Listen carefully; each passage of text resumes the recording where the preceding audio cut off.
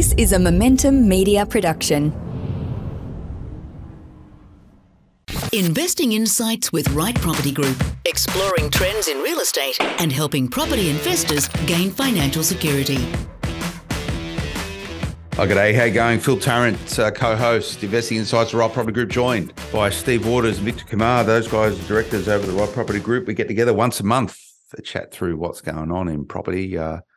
At this for quite some time now, resonated really well. We've helped in many ways steer our listeners through the COVID pandemic and out of it, and now into this new cycle, which is identified by rising inflation and a property market that's certainly in a state of flux. But when you see flux in property is where some people see opportunities and some people see doomsday predictions. It depends which way you choose see the world. But three of us, I like to think, are probably more positive than negative people. We're realists. We'll break down and break apart those concerns when it comes to property markets, then look for the angle, and the angle being, okay, is it time to get stuck in? Is it time to get involved? Is it time to buy? Is it time to sell? And we'll play the right hand depending on the environment that we operate within. So I want to get a sense of it today. Steve Waters, Victor Kumar in the studio. Gentlemen, how you going? Yeah, well, mate, it's first for the year. It's good to be back after an extended break in and around Christmas. But having said that, it's almost like I feel we're halfway through the year already. Like the tempo is just enormous. Yeah, in terms of the amount of news, I guess, that's out there, it's just like, how much can you absorb? There's a lot of noise out there. And Vic, I've known you for many, many years. You're quite good at filtering all of that sort of stuff and working out what you're going to do about it. Yeah, it's all putting things into perspective, right? Because like Steve said, there's a lot of noise around and you need to just have the right filter to decide what that noise means to you, as opposed to, crying chicken little and the sky is falling in sort of scenario, which seems to be, the flavor of the month, because we're talking about cliff edges. We're talking about, the big bust coming through.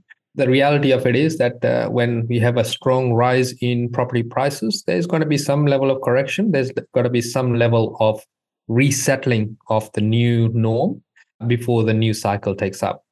And that's for people who've been in and around property for some time. They have an appreciation that property doesn't always go up, moves in cycles. The long-term trend for property is growth. It just depends when you get in and out of properties, whether or not you're the beneficiary of that. A lot of property is about timing, but the most successful investors I know, and both you gents obviously included in this, they've been through many market cycles. And the longer you're in property and more market cycles you see, good and bad, typically if you're buying well, you'll be a successful investor. And what success means in property is something that we've been talking about for years on Investing Insights of the Right Property Group. So you can go back and tune into a lot of that sort of stuff. But for me, being connected in with the news cycle, being connected in with what the media is saying, being connected in as a property investor myself, no doubt I'm having a lot of the thoughts and sentiments that both of you guys are having. And that is, okay, it's a rising rate environment. We saw just this month another hike in interest rates, which by memory is the 9th consecutive. Did I get that right? Yeah, 25 basis points. A lot of heat on the Reserve Bank Governor, Dr. Lowe. We don't really need to get into that. No doubt you guys probably watched him a little bit on the Senate inquiries recently, getting grilled. And the big point was, well, you told Australians that you were going to raise interest rates at 2024, and now you've hit them with 9 in a row, the highest, fastest spike in history, to a point now where most Aussies are paying 6% on their mortgages rather than 2% on their mortgages, and that's hurting a lot of them. He's copped a fair bit of flack. Like, he didn't know that the war in Ukraine was going to happen. He didn't know a lot of this sort of stuff. So, this is not a beat up on him, but I think a lot of people got annoyed with his response around, are you going to resign as a Reserve Bank Governor because you got this so wrong? And he went, I've got a 7-year term. I'm going to stick it out. Yeah, that's probably annoyed. I think, the psychology of us humans is we just need to blame. Mm. And he's at the coalface. Yeah, I remember watching a 60 Minutes. Easy target, by the way. Easy target. Very easy. And certain things of the media, Steve, will just go, and he earns $1 million a year. He's not like us Australians. He can afford it. But I remember years ago watching a 60 Minutes report with him or on him, and he was godlike. Mm. Back then, the most sort of thought processing beyond his years, better than anybody that's ever been. But you put a little bit of negativity, such as 9 straight rises, contradicting what he thought would happen, emphasis on the thought, and suddenly he's probably Australia's most wanted man in the negative. Like he's certainly not going to win any popularity contest. But to be fair to him, and as you mentioned, there's a lot of moving pieces behind the scenes that he couldn't know that was going to happen. And even some of those things even some of the things such as the pandemic and COVID, that was a first and one-off. So governments and banking systems around the world acted on how they thought it would help the economies. Having said that, I think as people, if we thought for 1 minute that whilst governments and banking systems around the world were printing trillions upon trillions of dollars, that we wouldn't have inflation as a consequence, well, then we had our heads buried in the sand. This moment in time was always going to happen. And that's the appreciation that property investors need to know and have and understand and appreciate so they can do something about it, Vic. And that's very much about today's discussion, isn't it? Absolutely, it is. And again, we can't just rely on data sets to predict the future. It's ever-changing. Data is ever-changing. And so the predictions by default then become ever-changing as well.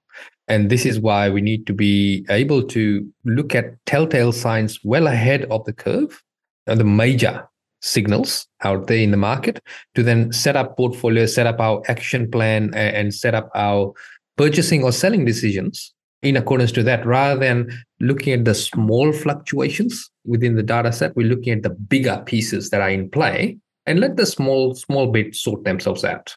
Absolutely. And for me, and look, I'm happy to go behind the scenes of my thought process around property, and I'll use this as a chance to pick your gents' minds. I'm sitting there going, I reckon there's good buying ahead. I reckon there's going to be, for those who have a good portfolio, even if you're starting out and you've got a few bucks, but, for those that already have a portfolio, they've been in property for a little while, there's already some signals coming out that if you're finance fit and you're proactive and you're ready to roll, there's going to be some good buying ahead. So I'm sitting there thinking, what are going to be the telltale signs that it's time to start buying? What are going to be the telltale signs that we move from a market which is going backwards to a market that will start going forward? So timing the bottom of any market is near on impossible. You only ever really know the bottom of a market 3 months after it's bottomed out, 6 months after it's bottomed out, when you can actually see the data reflecting that and how activity is impact on it. But how do you know? How do you know when things have gone from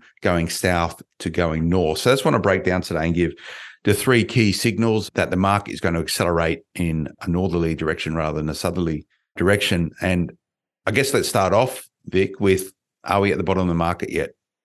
Don't know. We there you go. It's exactly how I thought you'd answer that. Short podcast. Don't know. if you look at it, right? So most of the time when you're looking at the bottom of the market, it's already passed. Same as the height of the market, right? We can always look back and say, yes, that was definitely the bottom. It could be anecdotal that we say that, we are at the bottom. And I think there was an economist that actually came out in December that said that arguably we're at the bottom of the market in Sydney. Yet to be seen.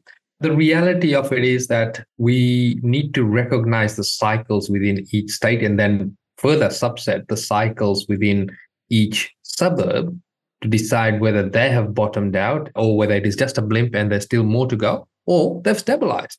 In fact, with all of this negative talk about doom and gloom and how prices are going south, a la Harry Dent, we still are seeing areas that are going up in value, even in this, in inverted commas, high interest rate climate, right? Now, high interest rate because we started off with a very low base. I still am adamant that we are in normal rates at the moment. And perhaps the last rate was the first of the ones that are going above normal, if you're talking averages as such. But if we come back to cycles, again, each cycle is pertinent to the area, and we cannot really pick it because there's few moving parts here. So if you take certain areas where there's a lot of builders that have gone bust, Melbourne's a prime example there. Is that impacting the cycle? We're coming into this phase of property investing with a lot of savings. Is that actually impacting the cycles? Because people can afford to hold on. And a good indicator of that is that listings are down by almost 20%.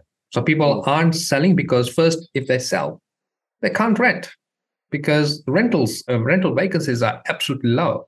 And equally importantly, they can't buy because finance is very hard to get. Yet they've got the savings to tee them over while there's a bit of certainty mapping out in the market. So they're waiting for that little bit of certainty to come in the market before they decide what to do. So the cycles are being impacted. And to make the answer shorter, we'll never know until it's well past, at least a quarter of the year has gone past that point in time, that we can effectively say, yes, that's the bottom of the market there. That's a good point, Vic. I think that we need to understand that during the pandemic, it was one of few times in history that every square inch of Australia was increasing in value. Yeah, which is a rarity. Usually there is a market doing well, there's another market that's moving sideways, and one even may be contracting. So they act independently of each other based on the macro effects of that economy. We're moving into that period now. And as Vic touched on, there are markets that are increasing in value today. There are markets that are going sideways, and there are definitely some markets that are contracting. But we need to understand as investors, if we're trying to time the market, implicitly, we're gambling.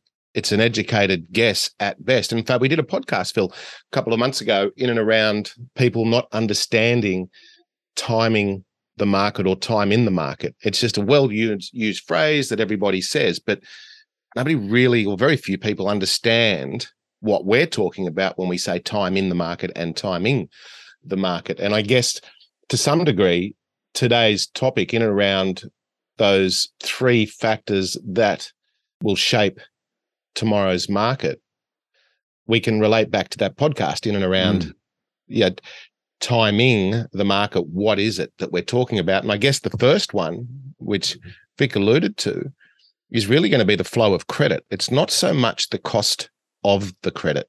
Yes, it hurts. Hurts that our rates have doubled or tripled in some cases.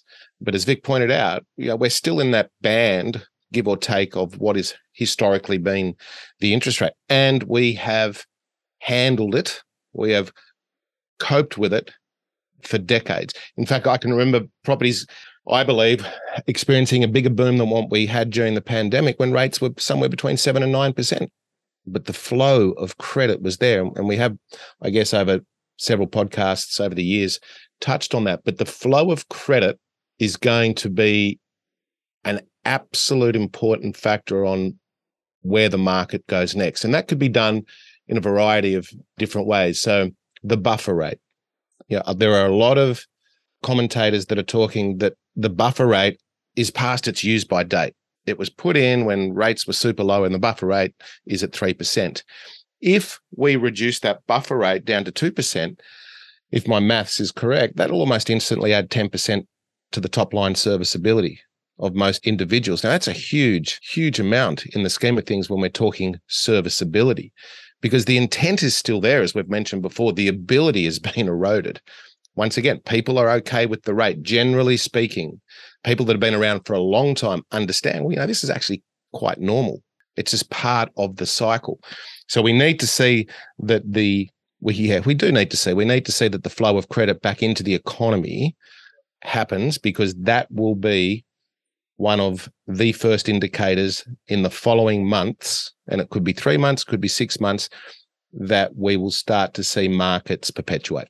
I think the first trigger point when that does happen, Steve, is that there are a lot of people that have gone from interest only into principal and interest, right? But they can't refinance because they can't qualify.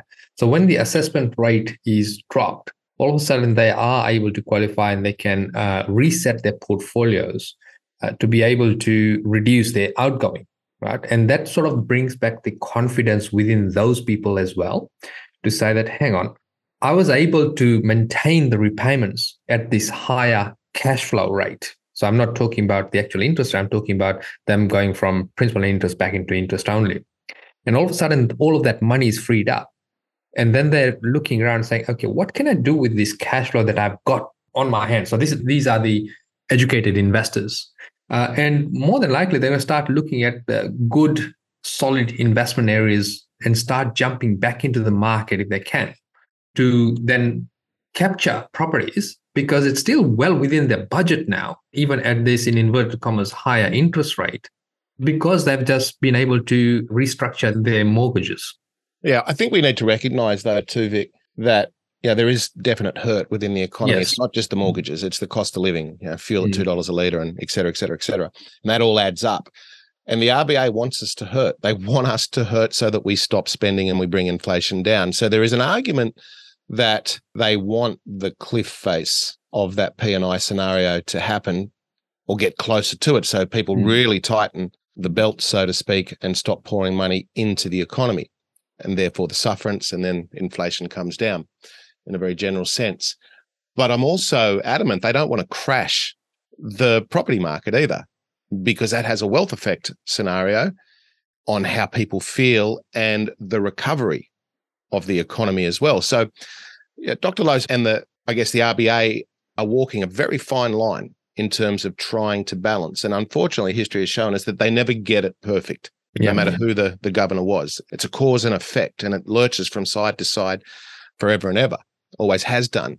But that ability to be able to pivot from what was potentially the P&I scenario into or back to interest only is big. But I think we also need to understand, though, that a lot of this cliff face around the fixed rates doesn't necessarily mean that everybody's going to roll over into a P&I scenario. It might just be into the variable interest only rate, and they may have a couple of years left. So, but nonetheless, double and triple the rates will. Oh, that's where the hurt is, right? And it's a very complicated thing we're talking about here, because to Steve's point, the Reserve Bank and the bureaucratic engine that is the Australian government have many different ways they can tinker with people's ability to secure debt. And we saw when interest rates were at all-time lows, they increased the buffer that banks had to service borrowers against, i.e., you could have got a 2.5% mortgage. However, they were assessing on the basis that that loan was 5.5% or 6%. And that was smart and prudent at the time, because, the objective being we want to consider people in a normalized rate environment. To Victor's point, we're probably in that normalized rate environment now.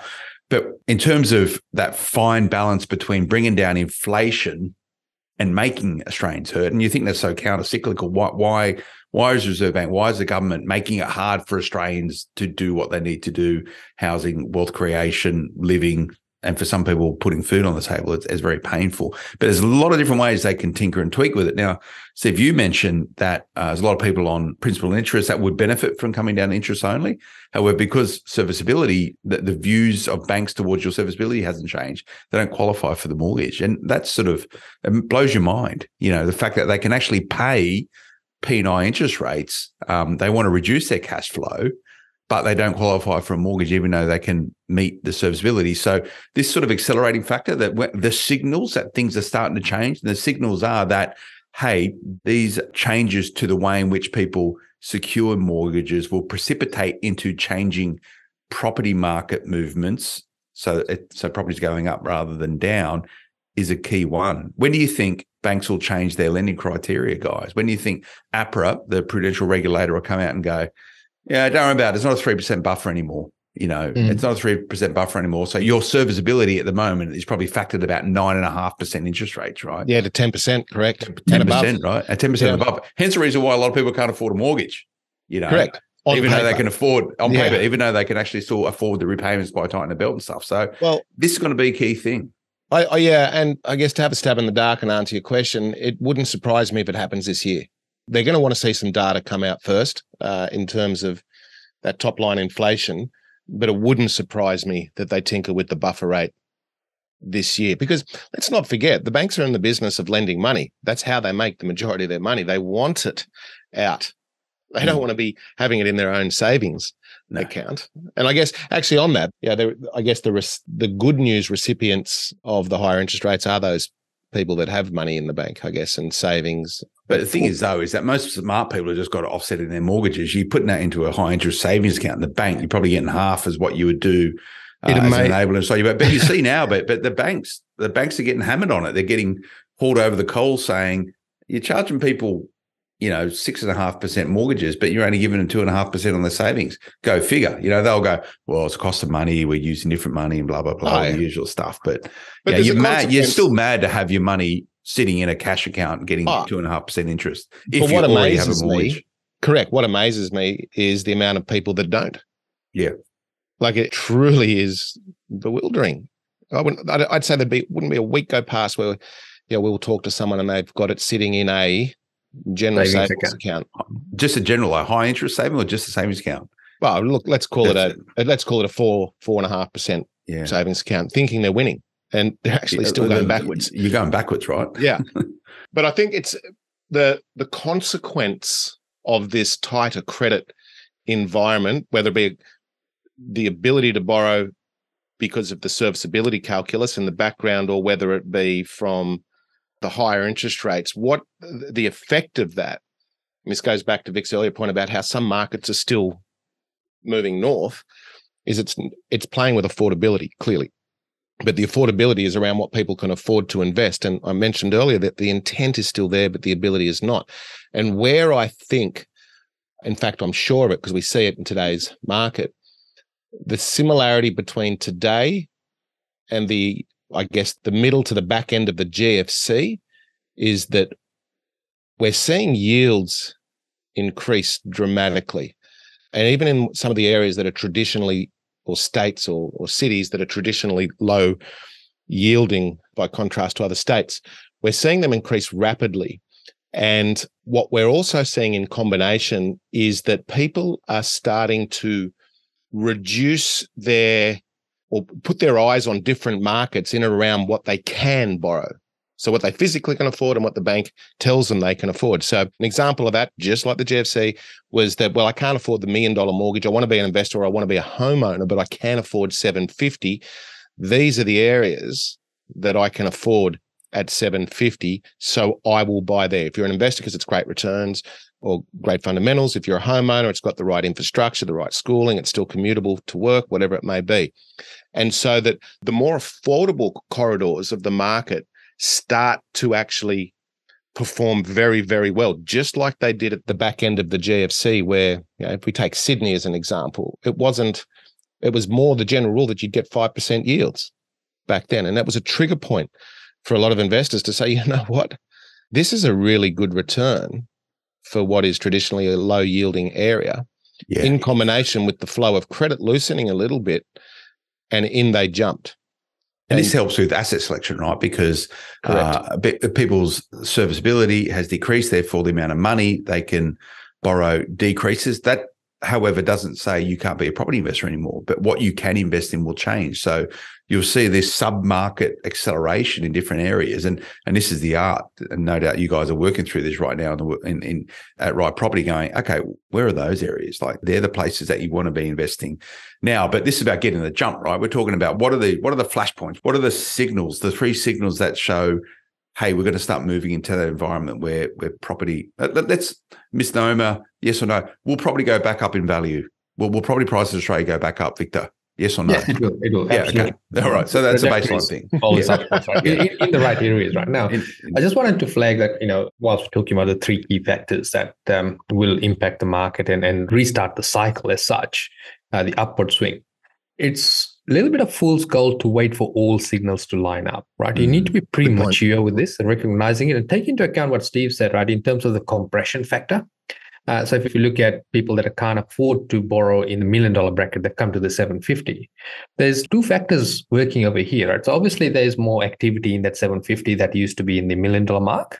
And equally importantly, the rents are going up as well, right? So you've got that compression also happening. So they go hand in hand in the sense that the yields become super attractive for those suburbs. And if you are able to afford to get into the market, the smart investors, the educated investors, they're jumping in and being premature and not waiting for the actual upswing, because we know that if you're talking about the change of assessment rate, I reckon we are, a few months away from that. Obviously, we need to time inflation, and as soon as we've seen some semblance of timing in inverted commas, the likelihood is that the assessment will start changing, right? And when that happens, it's that pent-up demand that will be released. So you'll be in heavy competition for the same asset type with other investors, right? So it's better to go in a little bit early, not too early, a little bit early, so that you are, facing less stiffer competition and not artificially pushing the prices up in that area. You know, It's about you choice, want to right? you want to ride that, right? You want to ride the uplift, and getting in early is okay if you can afford it, and all that sort of stuff. But I guess just to round out this first point, which is the loosening of credit, and we're talking about how they'll change serviceability as an accelerant. The other thing is that, and this will be a key indicator as part of this, is when we're at the top of the interest rate cycle. So I guess you call it the terminal rate, as in it's not going to go.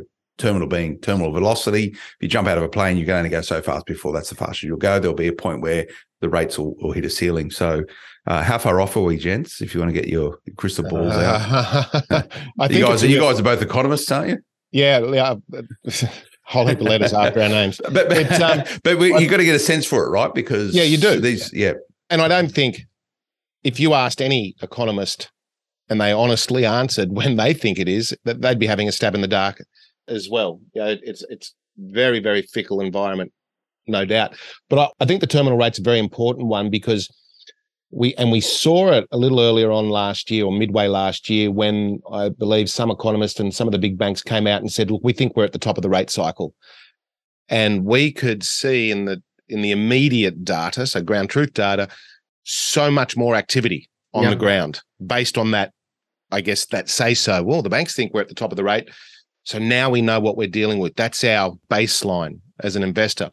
So it's a very important point in and around that sort of credit availability. So too is when the powers to be, whomever they are at the time, say, we think we've got inflation under control. We believe that we're at the top of the rate cycle now. And I think that's going to be another trigger for people to go, right, quickly rebudget. Let's assess, can we afford? We think if you're going to go through the pain of refinancing and doing all that sort of stuff, you get greater utility doing it at a point in time when, rates aren't going to keep going up as well, right? Like, that's a very practical thing. Yeah, very practical. But at the moment, a lot of people are just hanging back saying, well, if I buy today, what happens if it goes to 7%? Fair question. So that's why it's very important once we hit that terminal rate, that will be in another piece in the puzzle. Yeah. So to speak. And we won't know in terms of the terminal rate apart from the verbatim from the Reserve Bank in terms of, we think we've done enough, or there'll be a softening of tone, right? They're not going to come out and say, well, this is the right last interest rate rise, especially with the grilling that we got from Senate as well, right? They're not going to come out and say this is the last one. Imagine every single thing you say gets questioned and people look at the intrinsic difference in inflection to how you say something, whether or not you're at the top of the rate environment. It's funny. Just even the tone, right? Yeah, just even the tone, even the body language around it, right? Like this is what your real practitioners will be looking at. But we're talking about the loosening of the credit. This is all connected with it. But the second point, so that there, look for those. They're the clues you want to be looking for. So we're going to move into an upwards price increasing environment, the capital value of your property. Second one is when the government starts making it easier for people to accelerate activity in property. So government stimulus and whatever that looks like. And that might come in a form of more initiatives for first-time buyers. It might be around facilitating speedier building approvals. But building approvals are way off at the moment and so far away from where we need to be in order to sustain the current population, let alone a growing population. Where there's any tinkering around tax, we have the budget coming up in May. I don't know what's going to go on there. Who knows? But this is another clue, isn't it, Vic, that things are starting to change.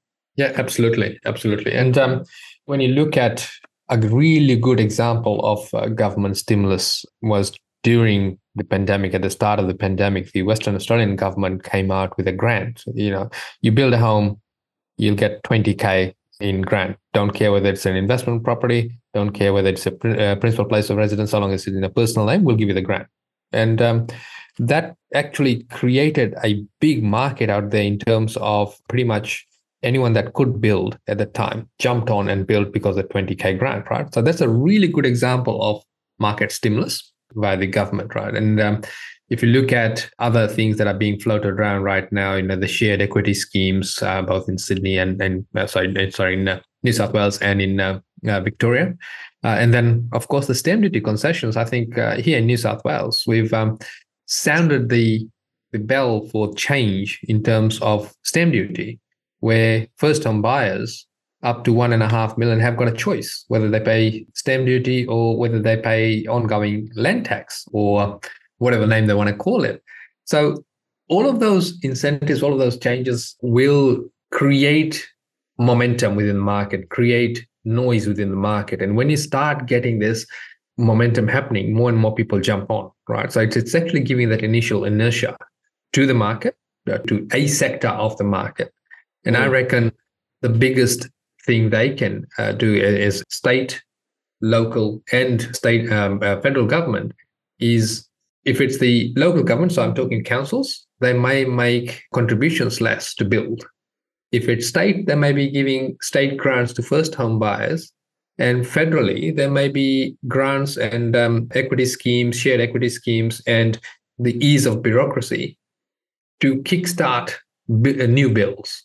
The focus won't be on the established properties. It'll be more on the new builds because we need more houses, right? We've got next level immigration, which is still a catch-up immigration. It's not like it's all of a sudden more people are coming in. But what's not being flagged is all of these people that are coming in for education now, all of these people that are coming in on work visas over here now, they too will need accommodation. And we're already in crisis. We're only counting on the 200,000 people that are coming in as permanent residents. What about the workers? What about the students? Yeah, it's a crazy scenario, right? And that's why I believe, and I'm sure you're the same, Vic, that somewhere in the immediate and then worst case scenario, medium term future is that there is going to be government intervention / stimulus in some way, shape or form, whether that's from a federal, state, or even a local government scenario, because they're in a position where they are damned if they do and they're damned if they don't. So if they don't, people will continue to live in cars, tents, caravans, and that issue will accelerate. So to put that comment in perspective, the vacancy rate has dropped again to another record low. And the numbers are that out of every 1,000 properties, there are only 10 vacant. But just absorb that for a minute. Only 10 out of every 1,000 properties across Australia are vacant. Like, that's a horrific number. And as you rightly mentioned, with immigration, population growth, students, workers, even on temporary visas, it's going to exaggerate what is already a crisis. So if you're the government, federal, state, or even local, you're sitting back and saying, well, what do we do about this? If we release the hounds now in terms of intervention, credit policy, and stimulus in some way, shape, or form around grants, well, we're not helping inflation because people are going to jump in the market. But on the other hand, we've got this crisis because nobody's got a roof over their head, or very few people or a lot of people are struggling to get a roof over their head, let alone when they do get one, to afford it.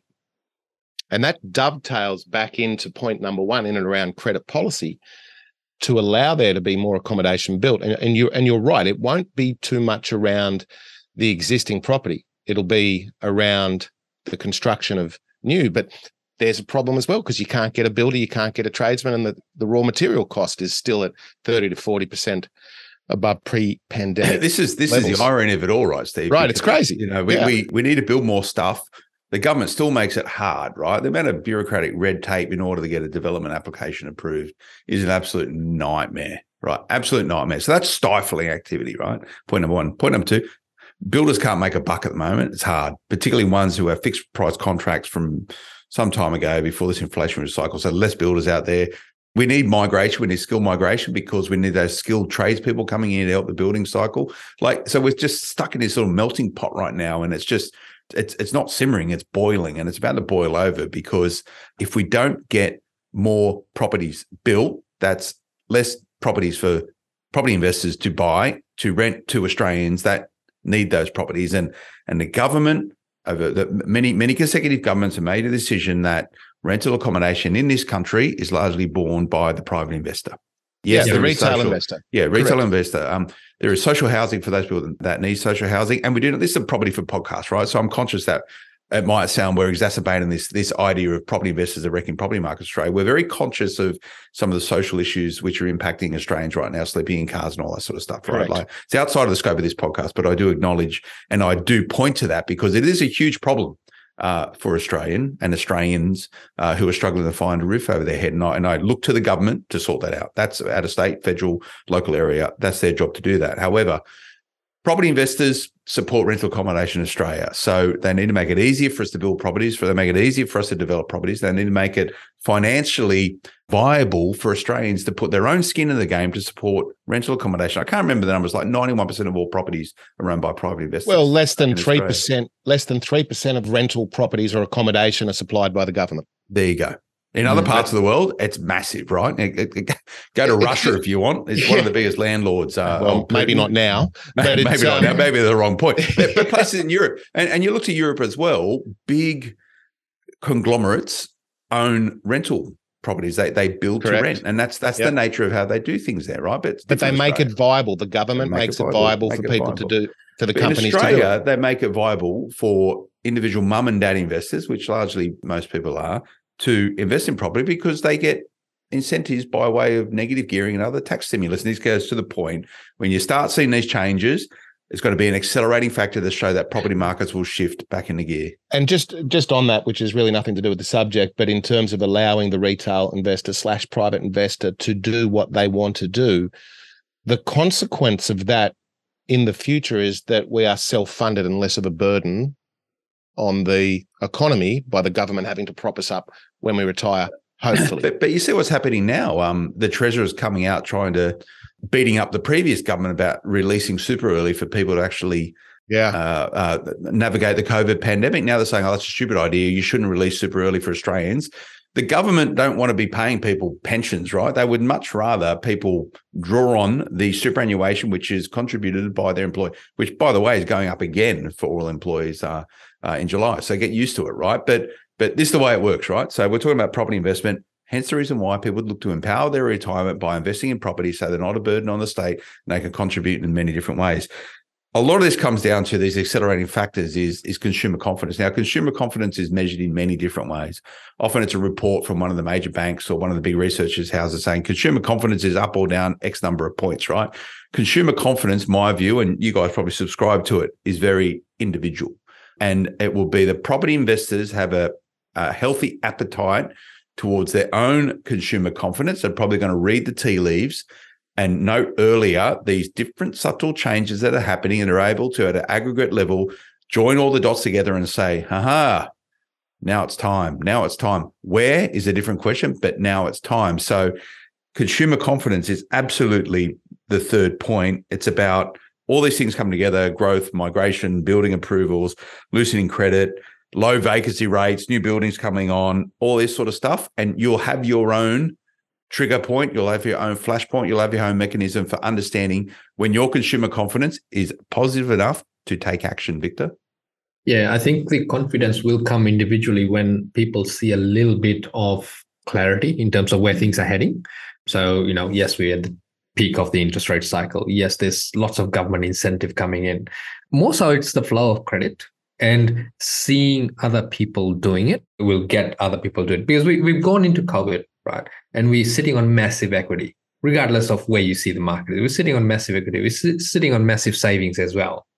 So it's just a matter of getting rid of this collateral damage, right? And talking about collateral damage, right? So we tried to curb inflation, and the collateral damage was property. Now we are going to restart the property cycle, and the collateral damage will be inflation. So it's a chicken and egg scenario as to what do we focus on first. I mean, what the question to the governments, or the governments would be asking themselves, and the powers to be, is what's more important to them, that people have one of the basic necessities of life being accommodation, and we deal with inflation, or that we try to control inflation and we just deal with people's circumstances at a later date. They're just going to have to suffer now. Like, bugger of a job. Just saying, I'm glad I don't have it. But nonetheless, I think the consumer confidence piece is very, very important, because we can see throughout history that once the collective has the confidence, it becomes a self-perpetuating market, right? As long as those other pieces are involved as well, which that too is a chicken or egg scenario. And as we've mentioned in prior podcasts, with today's technology and instant information and instant news, it doesn't take much of a collective to change the narrative and the mindset so that that self-perpetuating scenario happens, just like it did at the beginning of COVID. And as a side note, I think that a lot of the people that are, and this may sound harsh, but a lot of the people that potentially are under sufferance at the moment in terms of investors, I think were collectors. They weren't investors. Yeah. They were collectors. So they were doing it because someone else did it. And my broke brother-in-law at my barbecue said that he's made $1 million, so I'll jump in because he's not real smart. And if he's done it, I can do it. And it became this beast. Obviously, credit was easy. I want $1 million. How much do you want? Here it is. And you could say the same back in 2001, with their credit piece back then, which initiated confidence, was the low doc loan without any substantiation. Yeah. Fast forward to the pandemic, super low rates, and I guess easier assessment allowed people to take the money and invest, not always wisely though. Yeah. And I guess the biggest thing here is like the flow of credit dictates a whole lot of what's going to happen out in the market. And when you really look at these three key things that we think will restart the cycle or create that upswing, only two of them really need to fire at once or in close succession for that momentum to happen. And the third will automatically fall into place. Yeah, I agree with that. Just one thing though, coming back to the confidence piece where we're getting, well, it would be easy to, I guess, be in a grey area of making a decision when we see all the different narrative out there around doom and gloom, negativity. Then we get this splash of news. As an example, on the weekend, for 2 weeks in a row, auction clearance rates extremely healthy. Last weekend. Yeah, over 70% in, say, the Sydney, and up to, I think it was 85% in some of the other regions. Now, that's a very balanced market. That's a confidence piece. So there are segments of the market that are confident to bid at auction. And if you dig a little deeper, it's an auction. So it's not a private treaty transaction where you have a cooling off period, valuation, final assessment, final approval, then go unconditional. This is at the drop of the hammer. You are committed. And it's a very emotionally elevated way to purchase property, yet people seem to have the confidence to push it over 70% as an auction clearance race. So is it short-lived? Is it a flash in the pan? That's yet to be seen. Well, the point around a balanced market, I think, is a smart one. And to Victor's earlier point, interest rates are pretty normal right now, like their long-term average, and they might go up a little bit further, but they'll probably sort of sit to where we are right now until you start seeing rates come down in 2024 potentially. But a balanced property market, I've been chatting with some auctioneers, Steve, and their view, and they sort of 100% clearance rates over the weekend for them. One of them in particular, 7 out of 7. They went, the market wasn't crazy. There's just this understanding and appreciation that what the property is worth, and vendors are happy to sell at that price and buyers are happy to buy at that price. You know, they're not knocking prices out of the roof. They're not like, hey, look at this market's going crazy and people are spending all this money on property. It's just a very balanced market. Yeah, people are smart though, Phil. That this comes down to education, information, availability, etc., but also the dynamics of the actual asset class itself. But well, where can I rent? Rent's through the roof. It's, in fact, in some areas, it's cheaper to own it than it is to rent it. And that's crazy considering interest rates that you have right Correct. now. Yeah, right. So when those people, when that cohort have the ability to have a deposit, whether that be from savings, whether that be from government intervention via owner grants, they'll purchase. And that area will then transition into perpetuation as well. But people they're not stupid. If it's cheaper to own it than it is to rent it, if they understand that there's no supply coming down the pipeline, if they understand that the population is growing at a rate of knots and that immigration is in the hundreds of thousands, and they are financially secure based on their own household budget, and the bank is willing to give them money, why wouldn't you? There you go. I like it. So they're the three clues, the three flashpoints, the three sort of identifying markers you need to look for as an investor, that we're going to shift from a softening real estate market into a rising real estate market. We're talking about the value of properties. To Victor's point, there is properties that are already doing this. There is areas of Australia which are seeing positive growth rather than negative growth, but we're talking sort of a little bit more generalized here. So you got to find it. So this is a framework to consider this, but then you need to get into the tactical elements, and no doubt guys like Steve and Victor of the Right Property Group can help you do this. You get all this stuff sorted out. To Steve's point, all those things, your budget's good, your finances are good, everything is good, is when you can start looking at buying a property, and you need to have that stuff sorted out before you even chat with property strategists like Steve and Victor. But there you go. I think that's pretty good. Number one, the loosening credit, clue 1. 2, government stimulus, and 3, consumer confidence. And you'll see that in yourself, but also you'll see it coming out the market. Vic, that's pretty complicated. People are trying to scratch in their head going, don't really get it. But I sort of understand and appreciate that. Got to do something. What do they do? Can they call you guys? What's the best way? First thing is to decide, not to sit on the sidelines, because what you do right now in this couple of months will set up your portfolio and your wealth gain for the next cycle. So it's easy to reach out to us on the socials or go into our website. And you do get to speak with us eventually once you've spoken with Melissa, who is also a very accomplished property investor. She gets you ready to get the best of our times. And we'll tell you straight in terms of whether you should do anything right now, whether you shouldn't, or whether you should really have a closer look at your mortgages, your household budgets, and all that to really take advantage of how things will pan out in the coming years. It's a good point, Vic. I think if you're a serious investor in any asset class, you're never idle. You're always in a state of preparation. Even if you can't physically transact, there's always that preparation phase. And that could be now for a lot of people. Yeah, preparation is key. Be prepared. It's good. Really enjoy the chat, gents. Remember, rightpropertygroup.com.au. Go and check these guys out. And best way to contact is Facebook, email, Vic? Via socials, or you can go to the website. There's a contact me form. Cool. And they can chat about all the stuff that we spoke about today and anything else that's on your mind. Thanks for tuning in. That's Investing Insights for the Right Property Group. We'll be back again next month. Until then, bye-bye. The information featured in this podcast is general in nature, does not take into consideration your financial situation or individual needs, and should not be relied upon. Before making any investment, insurance, tax, property, or financial planning decision, you should consult a licensed professional who can advise whether your decision is appropriate for you.